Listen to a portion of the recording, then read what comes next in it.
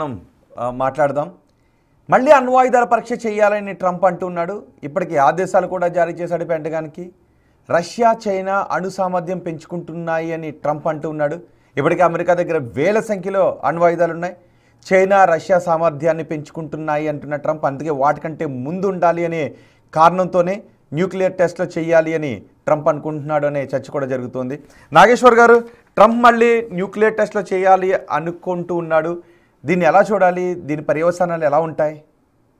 చాలా ప్రమాదకరమైన ఆయుధ పోటీకి దారితీస్తుంది. నాకు తెలిసినంత వరకు 33 ఇయర్స్ తర్వాత అనుకుంటా, 1992 తర్వాత న్యూక్లియర్ టెస్ట్, ఫిజికల్గా న్యూక్లియర్ టెస్ట్ అమెరికా జరపడం ఇదే మొదటిసారి. అంటే ఫిజికల్గా న్యూక్లియర్ టెస్ట్ జరపకపోయినా అమెరికా తన అణ్వాయుధాలని నిరంతరం ఇంప్రూవ్ చేసుకుంటూనే ఉంది. ఎలా చేసుకుంటుంది మరి ఫిజికల్గా టెస్ట్ జరపకుండా అంటే? రెండు పద్ధతులు ఉంటాయి. ఒకటి సబ్ క్రిటికల్ టెస్ట్లు అంటారు, రెండు కంప్యూటర్ మోడలింగ్ అంటారు. సో మీకు ఉదాహరణకు మీరు ఒక 5,000 ఇల్లు కట్టారనుకోండి, మీరు ఒక ఆర్కిటెక్టు. మీకు సింపుల్ ఎగ్జాంపుల్ చెప్తున్నాను, కరెక్ట్ కంపారిజన్ కాదు. మీరు 5,000 ఇండ్లకు నమూనాలు మీరు ప్లాన్ గీసి ఇచ్చారు, మీకు అనుభవం ఉంది. ఇంకా 5,000 ఇండ్ల తర్వాత మీరు 5,001 ఇల్లు మీరు నమూనా గీయకపోయినా, మీకు ఏ ఆర్డర్ రాకపోయినా, ఈ 5,000 ఇండ్ల డేటా మీ దగ్గర ఉంటుంది. ఇల్లు కట్టడానికి ఉన్న మీకు ప్లాన్ డేటా, వాటి ఆధారంగా మన కంప్యూటర్ సిమ్యులేషన్తో కొత్త కొత్త మోడల్ హౌజెస్ను సృష్టించుకోవచ్చు. అది అందువల్ల ఇప్పటి వరకు అంటే ఒక ఇంటి నమూనాను ఉదాహరణ చెప్పాను మీకు. అలాగే కంప్యూటర్ సిమ్యులేషన్ ద్వారా తమ న్యూక్లియర్ అణ్వాయుధాల సామర్థ్యాన్ని అమెరికా అప్డేట్ చేసుకుంటూ వస్తుంది. ఫిజికల్ టెస్ట్ల పైన 33 ఇయర్స్గా ఒక రకంగా ఆపిన. రెండవది సబ్ క్రిటికల్ టెస్ట్లు అంటారు. అంటే ల్యాబొరేటరీలో ప్రయోగాత్మకంగా అణ్వాయుధాల సామర్థ్యాన్ని పెంచుకోవడం. కాంప్రిహెన్సివ్ టెస్ట్ బ్యాన్ ట్రీటీ అని CTBT ఉంది. అమెరికా సైన్ చేసింది కానీ రాటిఫై చేయలే. కాంప్రిహెన్సివ్ టెస్ట్ బ్యాన్ ట్రీటీ, సమగ్ర అణుపరీక్షల నిషేధ ఒప్పందం అంటారు. ఇది మీకు ఫిజికల్ టెస్ట్లను నిషేధిస్తుంది తప్ప సబ్ క్రిటికల్ టెస్ట్లను కంప్యూటర్ మోడలింగ్ ద్వారా అణ్వాయుధ సామర్థ్యాన్ని పెంచుకోవడాన్ని నిషేధించదు. అందుకే ఈ కారణం రీత్యా భారతదేశం CTBTని తిరస్కరించింది, మన సంతకం పెట్టలే. సో అందువల్ల అమెరికా ఏదో వెనుకబడుతోంది టెస్ట్ చేయకపోవడం వల్ల అనేది నిజం కాదు. ఇది మొదటిది.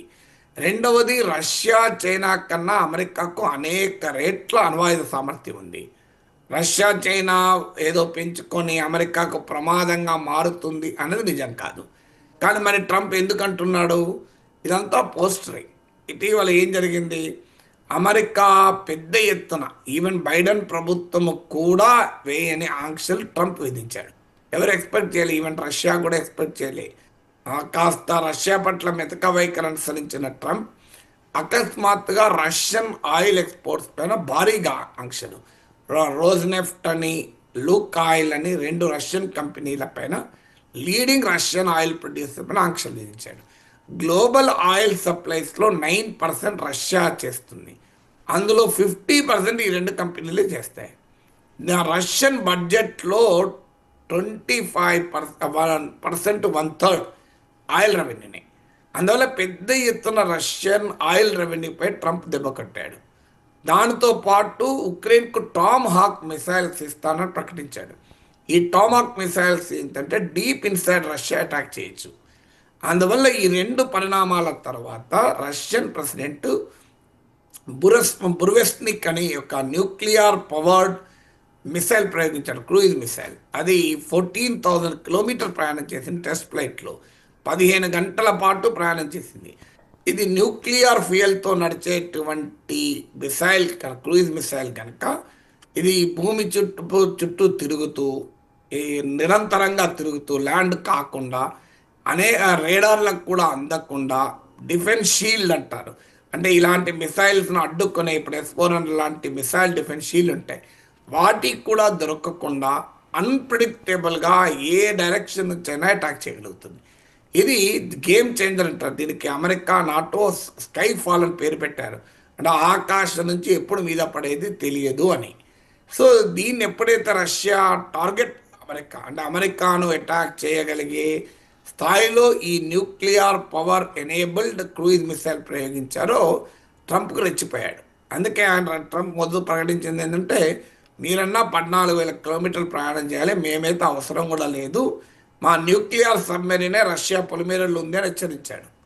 అయినా కూడా ఇప్పుడు మళ్ళీ టెస్ట్లకు ఆర్డర్ చేయడం ద్వారా ఒక రకంగా రష్యాను బెదిరించడం, ప్రపంచాన్ని బెదిరించడం. ఇప్పుడు ఇంతవరకు మానవ జాతి చరిత్రలో అణ్వాయుధాలని ఒక్కసారి వాడారు, హిరోషిమా నాగసాకిల పైన సెకండ్ వరల్డ్ వార్లో. అది కూడా సెకండ్ వరల్డ్ వార్ ముగించడానికి కాదు, సెకండ్ వరల్డ్ వార్ ముగియబోతున్న సమయంలో, జపాన్కి సరెండర్ అవుతున్న సమయంలో ప్రయోగించారు. ఎందుకు ప్రయోగించారు? ప్రపంచ యుద్ధం ఆపడానికి కాదు, జపాన్ లొంగ తీసుకోవటానికి కాదు, రెండవ ప్రపంచ యుద్ధానంతర ప్రపంచంలో తమ తిరుగులేని మిలిటరీ ఆధిపత్యాన్ని చాటి చెప్పడానికి, పోస్ట్ సెకండ్ వరల్డ్ వరల్డ్లో అమెరికన్ డామినేషన్ చూపడానికి చేశారు. ఇప్పుడు కూడా అంతే, రష్యాను బెదిరించడానికి, ప్రపంచాన్ని బెదిరించడానికి, చైనాతో సహా. అందుకే మీకు జింపింగ్తో సమావేశమయ్యే సమయంలో ప్రకటించాడు. అందువల్ల ఇట్ ఈస్ మోర్ పోస్టరింగ్, చూడు నేను ప్రపంచానికి నేనే బాస్ను అని అమెరికా చెప్పదలుచుకుంది కనుక దాంట్లో భాగంగా ఈ టెస్ట్లకు ఇచ్చారు.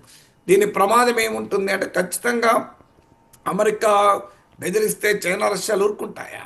వాళ్ళు తమ అణుపరీక్షలు మరింతగా పెంచుతారు. మీకు ఎందుకంటే రష్యా ఒక ప్రతిపాదన కూడా చేసింది, ఈ బురువెస్నిక్ న్యూక్లియర్ క్రూయిజ్ మిసైల్ ప్రయోగిస్తూ కూడా న్యూ స్టార్ట్ ట్రీటీ ఎక్స్టెండ్ కైనా టాక్స్కి రెడీ అని చెప్పింది. అంటే అమెరికా సోవియట్ యూనియన్ల మధ్య కుదిరిన అనేక అణు ఒప్పందాలన్నీ అయిపోయాయి, టర్మ్ అయిపోయాయి. ఈ స్టార్ట్ ఒకటి ఉంది, స్ట్రాటజిక్ ఆర్మ్స్ రిడక్షన్ టాక్స్ అంటారు, అంటే వ్యూహాత్మక ఆయుధాలను నియంత్రించుకునే ఒప్పందం. అన్ఫార్చునేట్లీ ఆ ఆఫర్ ట్రంప్ తీసుకోవాల్సిందే, తీసుకొని రష్యా ఆయుధాలని కూడా తగ్గించడానికి, అమెరికా ఆయుధాలు తగ్గించడానికి ప్రయత్నం చేయాల్సిందే. కానీ ఆర్మ్స్ రేస్కు, ఆయుధ పోటీకి దారి తీసేటువంటి నిర్ణయాన్ని ట్రంప్ తీసుకున్నాడు. దీనికి ఖచ్చితంగా అమెరికా, రష్యా, చైనాలు కూడా రియాక్ట్ అవుతాయి. అందువల్ల పెద్ద ఎత్తున న్యూక్లియర్ ఆర్మ్స్ రేస్ పెరుగుతుంది. రెండవది, నాన్ ప్రాలిఫరేషన్కు బేసిసే పోతుంది. నాన్ ప్రాలిఫరేషన్ అంటే అణ్వస్త్ర వ్యాప్తిని నిరోధించడం. ఇప్పుడు ఉదాహరణకు మనము ఎన్పిటి, న్యూక్లియర్ నాన్ ప్రాలిఫరేషన్ ట్రీటీపై సంతకం పెట్టేందుకు మన పైన కూడా ఆంక్షలు విధించింది అమెరికా. ఇప్పుడు ఇరాన్ అణ్వస్త్ర సామర్థ్యాన్ని అడ్డుకుంటానంటూ ఏకంగా న్యూక్లియర్ సైట్స్ పైన బాంబింగ్ చేసింది అమెరికా. నార్త్ కొరియాను అలాగే అడ్డుకుంటా అంటుంది. ఒక్కసారి క్రెడిబిలిటీ పోతుంది. అమెరికానే అణ్వస్త్రాలు వ్యాప్తి చేస్తుంటే ఇక న్యూక్లియర్ నాన్ ప్రొలిఫరేషన్కి చట్టబద్ధత ఎక్కడిది, హేతుబద్ధత ఎక్కడిది? America will lose the moral right to demand other countries కదా. నీవేమో అణ్వస్త్రాల సామర్థ్యాన్ని పెంచుకుంటాం, మేము పెంచుకోవద్దా అని. అందువల్ల మొదటి నుంచి భారతదేశం చెప్తూనే ఉంది, ప్రపంచంలో ఉన్న న్యూక్లియర్ ఆర్డర్లో ఈ న్యూక్లియర్ అపార్థీడ్ ఉంది, అణుజాతి అహంకారం. మా దగ్గర అణ్వాయుధాలు ఉంటే ప్రమాదం కాదు, మీ దగ్గర ఉంటే ప్రమాదం అన్నది వీళ్ళ వైఖరి. అది America, Russia, China, UK, France, ఈ 5 దేశాల వైఖరి అదే. అందుకే మనం ఎన్పిటిపై సంతకం చేయలే, సిటీబీటీపై సంతకం చేయలే, fissile material cut off treaty ఎఫ్ఎంసిటీపై సంతకం చేయలే. దట్ డజంట్ మీన్ భారతదేశం అణ్వాయుధాలు తయారు చేసి వ్యాప్తి చేస్తుందని కాదు. ఈ అణు వివక్ష, న్యూక్లియర్ డిస్క్రిమినేషన్ మనం వ్యతిరేకించాం. మరొక్కసారి ఇప్పుడు ట్రంప్ నిర్ణయంతో ఈ డిస్క్రిమినేటరీ న్యూక్లియర్ వరల్డ్ ఆర్డర్, అంటే వివక్షపూరితమైన అంతర్జాతీయ అణు వ్యవస్థ ఏంటో అర్థమైపోతుంది కదా. ఎస్, ఇప్పుడు ట్రంప్ న్యూక్లియర్ టెస్ట్ల విషయంలో ముందుకు వెళితే మిగిలిన దేశాలు కూడా న్యూక్లియర్ టెస్ట్లను ప్రారంభిస్తాయా, లేదంటే అమెరికాపై ఒత్తిడి తీసుకొచ్చే అవకాశం ఉంటుందా? ఇది కోల్డ్ వార్ 2.0కి దారి తీసే అవకాశం ఉంటుందా? ఇప్పటిదాకా చెప్పింది అదే కదా, మీరు అడగక ముందే నేను దానికి ఆన్సర్ ఇచ్చాను. చైనా, రష్యా అణు పరీక్షలు ఆటోమేటిక్గా పెంచుకుంటాయి, నాన్ ప్రొలిఫరేషన్కు లెజిటిమసీ పోతుంది అని చెప్పాను. దాని మీనింగ్ ఏంటి? ఖచ్చితంగా ఇతర దేశాలకు కూడా అణ్వాయుధాలని పెంచుకుంటాయి. అమెరికా పైన ఒత్తిడి ఎట్లా తెస్తాయి? ఒత్తిడి తెచ్చడానికి ట్రంప్ మీదపై కూర్చోలేరు కదా. ఒత్తిడి అంటే ఏంటి? వారు కూడా మేము కూడా అణ్వస్త్రాలు తయారు చేస్తామంటేనే ఒత్తిడి కదా. ఇప్పుడు మీకు ఉదాహరణకు ఇరాక్ సద్దాం హుస్సేన్ అమెరికా లేపేసింది. సద్దాం హుస్సేన్ దగ్గర అణ్వాయుధాలు అంటే అమెరికా లేపగలిగేదా? అణ్వాయుధాలు ఉన్నాయని పేరు చెప్పి సద్దాం హుస్సేన్ అటాక్ చేసింది. ఇప్పుడు ఇరాన్ పైన దాడి చేసింది, ఉత్తర కొరియా మీద ఎందుకో దాడి చేయడం లేదు. ఇప్పుడు ఉత్తర కొరియా చూశాక అందరికీ ఏమర్థమవుతుంది? ఇరాన్ అనుభవం చూశాక ఉక్రెయిన్ 1990s మిడ్ 90s వాస్తవంగా ఉక్రెయిన్ దగ్గర అణ్వాయుధాలు ఉండే, సోవియట్ యూనియన్ కాలపు అణ్వస్త్రాలు రష్యా, ఉక్రెయిన్లో ఉండేవి. కానీ మిడ్-90స్లో రష్యాతోనూ అమెరికాతోనూ యూరోప్తోనూ ఉక్రెయిన్ ఒప్పందం కుదుర్చుకొని తమ రక్షణ గ్యారంటీ ఇస్తే తాము అణ్వాయుధాలు వదులుకున్నారు. ఇప్పుడు అందుకే ప్రెసిడెంట్ జెలెన్స్కీ అంటున్నాడు, మీ అణ్వాయుధాలు ఉండుంటే మమ్మల్ని కూడా ముట్టుకునేవాడా. అందువల్ల అణ్వాయుధాల తయారీ వైపు కూడా పెడుతున్నాడు. ఇప్పుడు ఇజ్రాయిల్కి అమెరికా 1960స్లోనే అణ్వాయుధాల తయారీకి సహకరించింది. 1967 వరకే ఇజ్రాయిల్కి అణుబాంబు సామర్థ్యం వచ్చిందంటారు. అందుకే మీరు గమనించండి, ఇజ్రాయిల్కు ఇప్పుడు ఇజ్రాయిల్ మాత్రమే అణ్వాయుధ సామర్థ్యం ఉండాలి, అరబ్ దేశాల్లో ఎవరికీ ఉండకూడదు. ఆ రకంగా తమ మిత్ర దేశమైన ఇజ్రాయిల్ ద్వారా అరబ్ దేశాలపైన ఆధిపత్యం చెలాయించాలన్నది అమెరికా లక్ష్యం. అందుకే ఇటీవల ఇజ్రాయిల్ ఖతార్పై దాడి చేశాక ఏకంగా సౌదీ అరేబియా పాకిస్తాన్ మీద ఒప్పందం కుదిరింది. ఎందుకంటే ప్రపంచంలోని ఇస్లామిక్ కంట్రీస్లో ఒక్క పాకిస్తాన్ దగ్గర అణ్వాయుధాలు ఉన్నాయి. సో అందువల్ల ఇది అణ్వస్త్ర పోటీ ఖచ్చితంగా దారితీస్తుంది. Thank you very much Nageshwar గారు. వ్యూ పాయింట్లో బిగ్ టీవీకి అందుబాటులోకి వచ్చి దేశంతో పాటు ప్రపంచవ్యాప్తంగా చోటు చేసుకున్న ముఖ్యమైన ఘటనలపై, బయటికి కనిపించిన విషయాలపై లోతైన విశ్లేషణ అందించినందుకు థ్యాంక్ యూ వెరీ మచ్. ఇవి